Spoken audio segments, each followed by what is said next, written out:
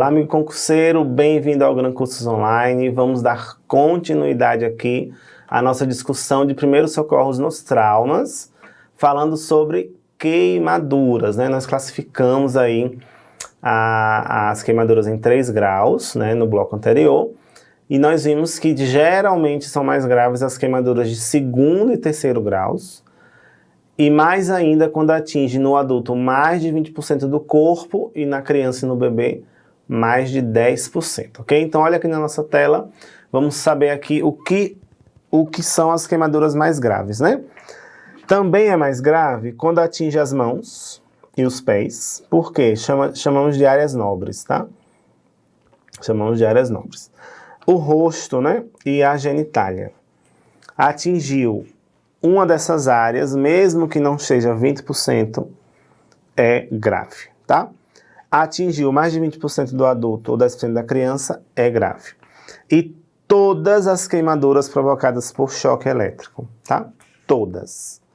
Falou em choque elétrico, também é considerada grave, tá? Quando chegar na unidade, né, hospitalar, a pessoa vai ser avaliada e vai ver se teve algum problema maior. Mas, a princípio, para o socorrista, esse paciente já é considerado grave, ok? O que é que o socorrista vai fazer, então?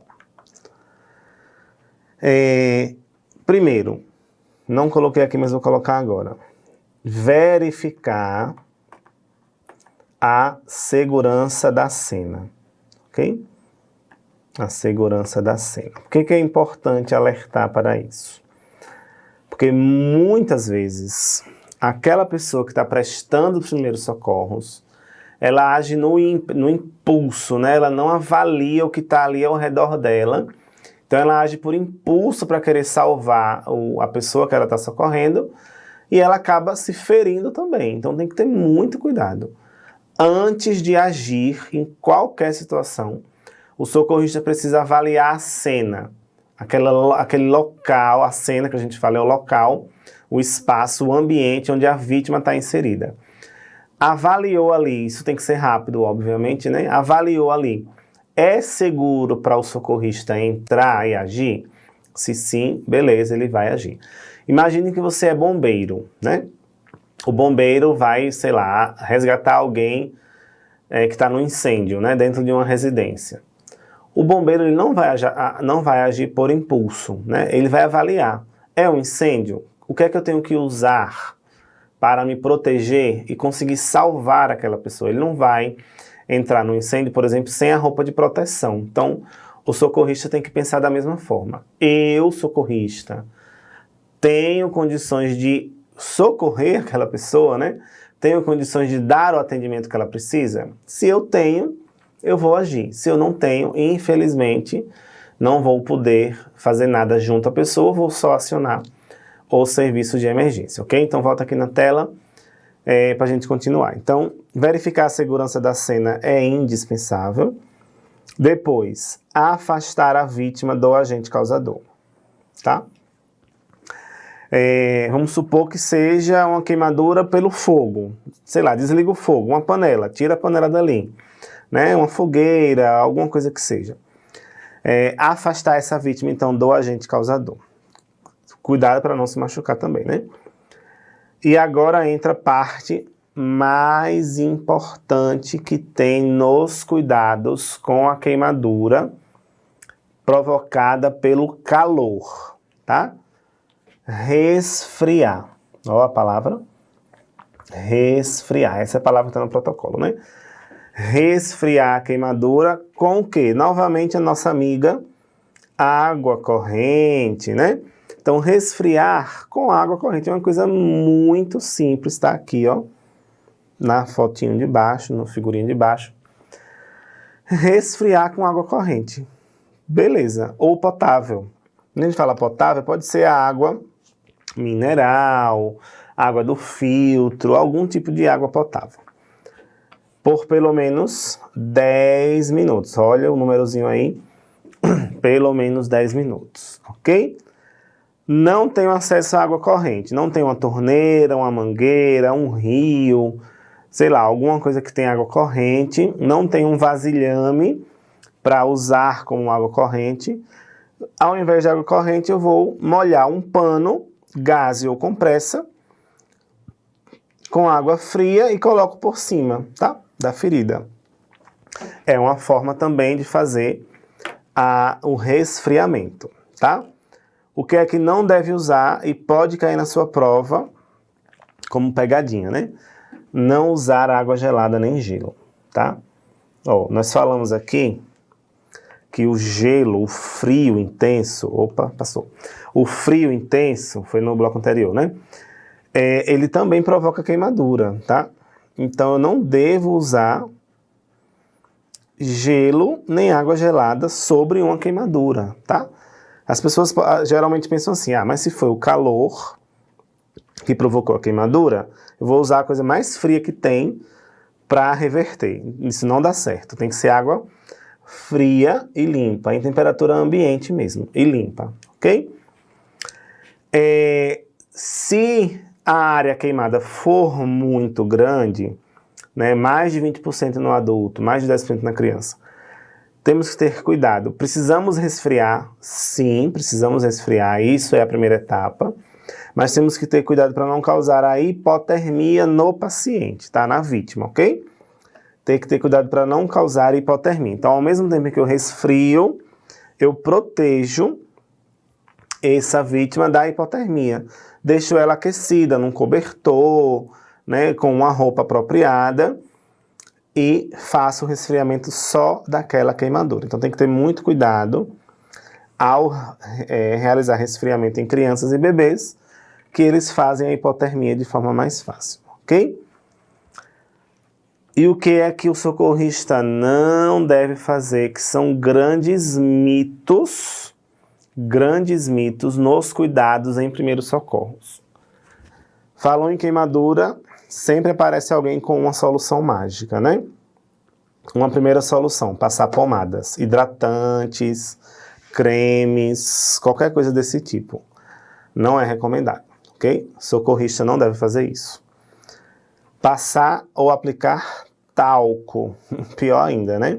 Não é recomendado, você pode contaminar aquela lesão, ok?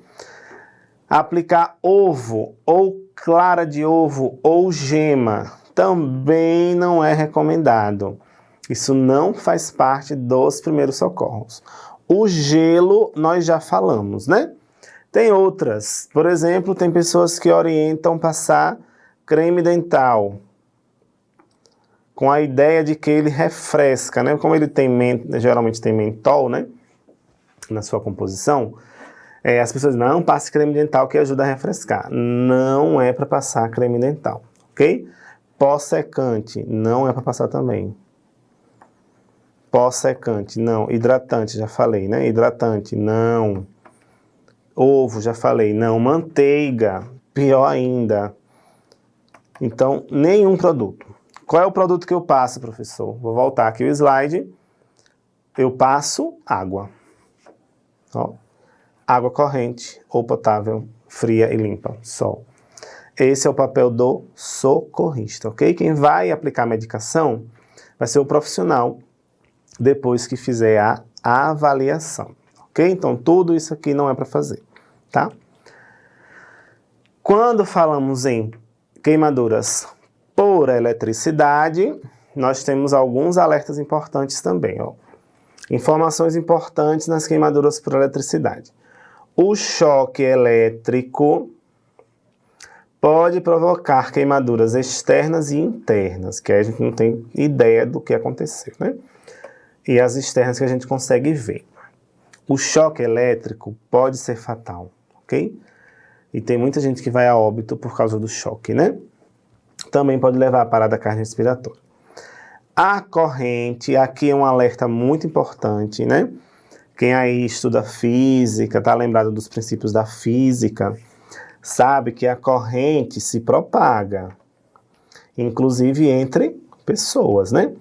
Então, tem um episódiozinho do Chaves, que um deles começa a tomar um choque, e aí o outro quer ajudar e toca nele, tomando choque, e leva choque também, faz aquela filinha de pessoas tomando choque, porque a corrente se propaga. Então, um alerta maior ainda para o socorrista, que vai ajudar alguém que está sofrendo um choque elétrico, é ele ter mais cuidado ainda de verificar a segurança da cena e ver se realmente ele tem condições, né? O que o socorrista deve fazer para ajudar alguém em situação de choque elétrico, queimadura por eletricidade, ó. Verificar a segurança da cena, tá? Primeiro, segurança da cena. Usar EPI, porque ele pode precisar, né, ter contato com alguma secreção. Acionar o serviço de emergência imediatamente. Desligar a corrente elétrica geral. Ó, isso aqui é importante, tá? Suponha que é um choque dentro de casa. Você não vai chegar lá e pegar a vítima e retirar. Você vai levar um choque também. Você vai primeiro desligar o disjuntor da corrente elétrica geral. Você vai lá desligar o disjuntor e depois vai ajudar a pessoa, ok? Aquele fio que tiver solto, por exemplo, eu posso afastar da vítima usando... Eu tenho que estar calçado, com um calçado de preferência de borracha, e devo afastar esse fio, por exemplo, com alguma coisa que seja isolante, né? Uma tora de madeira, por exemplo, né? Um cabo de vassoura. Nada de metal, que aí eu vou levar um choque também, tá? Se for na rua, né? Um choque elétrico, um fio elétrico que está na rua, não tem como eu desligar a corrente elétrica, né? Não tem essa.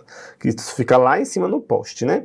Então não tem como eu fazer isso. Infelizmente, o socorrista não vai poder ajudar naquele momento. Ele só vai acionar o serviço de energia ou os bombeiros e informar o que está acontecendo ali naquela situação, né? Eu lembro de um empresário que morreu por choque elétrico lá em Sergipe, porque ele foi, ao sair de casa, ele percebeu que tinha um fio elétrico sobre o seu carro, na rua. E ele, infelizmente, foi pegar nesse fio elétrico. Ele pegou mesmo. Ele pegou no fio para retirar, né, de cima do carro e poder sair. Na hora que ele pegou, ele sofreu um choque muito forte e morreu, tá? Então, dentro de casa, desliga a energia elétrica e depois afasta a vítima da fonte. E na rua, a única coisa que você vai poder fazer é acionar o serviço de energia e os bombeiros, tá? Afastou a vítima do choque, da fonte do choque, cubra essa vítima. E mesmo não tendo sido por frio ou por calor, ela pode fazer hipotermia, tá? Então, cubra essa vítima e administre a RCP se for necessário. Se ela sofreu parada cardíaca, devemos administrar a RCP, ok? Então, vamos falar de fraturas, entorses e luxação, que eu não coloquei aqui. Luxação. Fraturas, entorses e luxação. Ok? São 3 palavrinhas importantes, sempre cai em prova. Fratura é a quebra do osso. Fratura, quebra. Ok? Você já sabe, né? Quebrou o osso é fratura. Luxação é a separação da articulação, ok? Da articulação, ou dobra, né? Que as pessoas falam no popular, dobra. É luxação. E entorse é a torção. As pessoas falam, torceu o pé, na verdade o tornozelo, né? Torceu o tornozelo. O nome técnico é entorse, ok? Então, na fratura tem a quebra do osso. Então, qualquer área do osso pode sofrer fratura, né, nas extremidades ou entre elas, né? Luxação é na articulação ou dobra. E a entorse também é na articulação ou dobra, ok? Quando é que eu vou ter uma deformidade, como está aqui, ó? Uma deformidade. Na fratura e na luxação eu tenho deformidade, ok? Por exemplo, aqui também é uma deformidade, né? Eu tenho outra palavra chamada crepitação, aquele barulho que parece alguma coisa sendo mastigada. Eu tenho na fratura e na luxação. Edema, inchaço em todos. Ok? Todos eu tenho edema ou inchaço. Sangramento na fratura, tá? Geralmente a luxação e a entorse não sangram, mas a fratura sangra. E dor em todos, né? Quais são as causas de fratura, luxação e entorse? Quedas de grandes alturas, então a pessoa pulou um muro, né? Na hora que desceu, o impacto foi nos tornozelos. Pode fraturar ou luxar os tornozelos, né? Ou da própria altura, ok? Acidentes automobilísticos também, né? Claro. E as pessoas podem sofrer fraturas, entorses e outros problemas ortopédicos por doenças, né, congênitas ou endócrinas. A pessoa tem essa doença que leva à fragilidade do osso e pode sofrer também, então, esses problemas, tá? O que é que a vítima vai sentir? Dor. Aí o grau de dor vai variar para cada pessoa e para cada problema, né? Não é porque a fratura é, sei lá, exposta que a pessoa vai ter dor intensa. Às vezes ela é mais tolerante à dor, mas vai ser leve a intensa. Edema ou inchaço, também nos três, né? Fratura, luxação e entorse nos três. E hiperemia, ou seja, vermelhidão naquela área atingida, tá? Todas elas vai ter. Deformidade do local. Geralmente nós temos deformidade, como está aqui nessas duas fotos, né? O osso, ao invés de estar aqui retinho, ó, normal, né? Ele sofreu uma curvatura, né? Aqui também. A deformidade, ela está na fratura e na luxação. Cianose nos três e a crepitação também, na fratura e na luxação. A crepitação é quando você movimenta, né? E faz aquele barulhinho meio de mastigado, ok? O que é que o socorrista tem que fazer para ajudar uma vítima de fratura, luxação ou entorse? Usar EPI, sem dúvida. Porque ali pode ter sangramento, né? Manter a vítima em repouso. Ó, manter a vítima em repouso. Por quê? Porque se a vítima movimentar, principalmente se for um problema nos membros inferiores, ela pode piorar a situação, ok? Evitar movimentar a área atingida. Então, por que isso? Porque causa mais dor, pode sangrar mais, pode causar uma lesão permanente, tá? Então tem que ter cuidado. O socorrista deve fazer um curativo protetor, onde houver uma ferida, né? Por exemplo, aqui, deixa eu voltar. Deixa eu apagar os riscos, ó. Nessa luxação aqui, né? Não, aqui deve ser uma fratura. Nessa fratura aqui não tem ferida. Eu vou proteger o que aqui? Tem alguma ferida para colocar um curativo? Não tem. Nessa daqui da direita tem. Então aqui eu coloco um curativo protetor, ok? Colocar um curativo protetor, pode usar compressa, pano, enfim, o que tiver, né? As fraturas expostas. E, agora importante, fratura não exposta, luxação e entorse, aplicar compressa de gelo. Agora é gelo, tá? Não é fria, é gelo. Pode ser o próprio gelo envolvido em tecido, né? Aquele gelo que a gente faz em casa. Ou aquelas compressas que vêm prontas, aquelas bolsas de gel que a gente deixa na geladeira, também podem ser usadas para aplicar, né, e diminuir. Por quê? O gelo aqui, ele serve para reduzir a dor e reduzir o edema, ok? Devo, antes de botar o gelo, colocar algum tecido para proteger a pele, para não queimar a pele, e aí coloco o gelo por cima, tá? Tem já uma imagenzinha mostrando isso. E um alerta importantíssimo, sempre cai em prova, é pegadinha do malandro, nunca tentar colocar o osso de volta. Então o socorrista não é apto para fazer como se faz nos filmes, né? Fratura exposta, vai lá, coloca o osso de volta. Imagina uma situação dessa aqui, né? Tá aqui a pessoa com o osso exposto, aí o socorrista lá vai lá e puxa a mão de volta, coloca aqui. Tá erradíssimo, não deve. A mesma coisa desse aqui, né? Não é papel do socorrista fazer isso, tá? O nome técnico para colocar o osso de volta é chamado de redução. Então, já vi questão de prova usando essa palavra. Redução. Então, vai estar lá assim. É papel do socorrista reduzir a fratura. Não é. Isso é do profissional de saúde, tá? Nunca tentar colocar o osso de volta, então. Aqui uma imagenzinha, né? Uma figurinha da American Heart mostrando o socorrista aplicando gelo. Veja, ele colocou um paninho aqui embaixo para proteger a pele, para não queimar. E um saco de gelo por cima, né? Beleza, já ajuda bastante a diminuir a dor e o edema, tá? O que fazer se o problema for no tornozelo, especificamente no tornozelo? Porque isso está no protocolo 2020. Ações dos socorristas para entorses ou distensão em tornozelo. O socorrista que for treinado, então ele tem que ter passado por algum tipo de treinamento, pode aplicar compressão em tornozelo com entorse ou distendido. Ó, quando a gente faz o gelo apenas, a gente não está comprimindo, a gente só aplica por cima, né?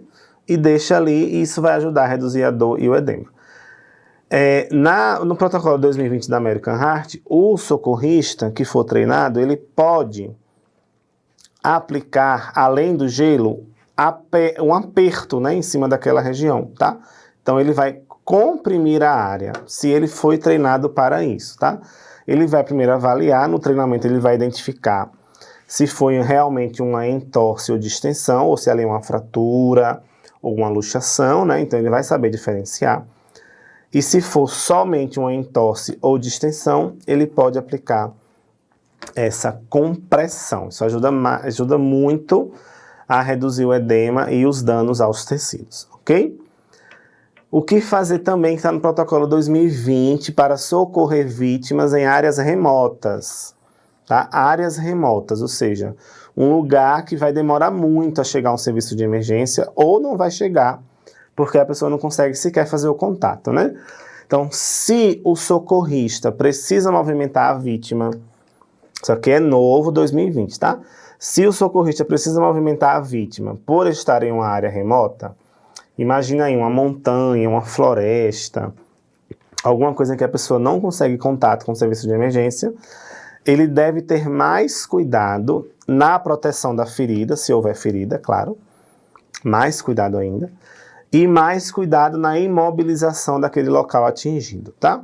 Fraturado, ou luxado, ou torcido, ok? Como é que faz, então, essa imobilização? Vamos ver aqui. O nome técnico de imobilização também pode ser chamado de bandagem, tá? Então, não esqueça essas palavrinhas. Para que serve a imobilização ou bandagem? Para estabilizar a lesão. Estabilizar, ou seja, reduzir o agravamento, ok? Reduzir o agravamento. Também serve para reduzir o edema ou inchaço, né? Para reduzir a dor e o sangramento também. E ainda proteger de agentes externos, no caso das lesões expostas, tá? Então, só voltando aqui mais uma vez a nossa foto. Se você está diante, você é socorrista, né? Está diante de uma fratura desse tipo aqui, ó. Ela está sangrando, é exposta, tem risco de infecção. Você não vai deixar a mão pendurada assim, né? E esperar. Não. Você pode imobilizar. Você não vai colocar o osso de volta, não vai. Mas vai imobilizar do jeitinho que ela está aqui. Isso ajuda a estabilizar, ok? Então vai usar talas, toras de madeira, alguma coisa que seja rígido, para segurar o membro, tá? Envolver com atadura. Claro que você vai fazer o curativo aqui primeiro, né? Envolver com atadura e aguardar o serviço de emergência. A mesma coisa daqui, ó. Você coloca aqui uma tala e envolve com tiras de pano ou atadura, ok? De forma que o membro fique bem imobilizado, tá?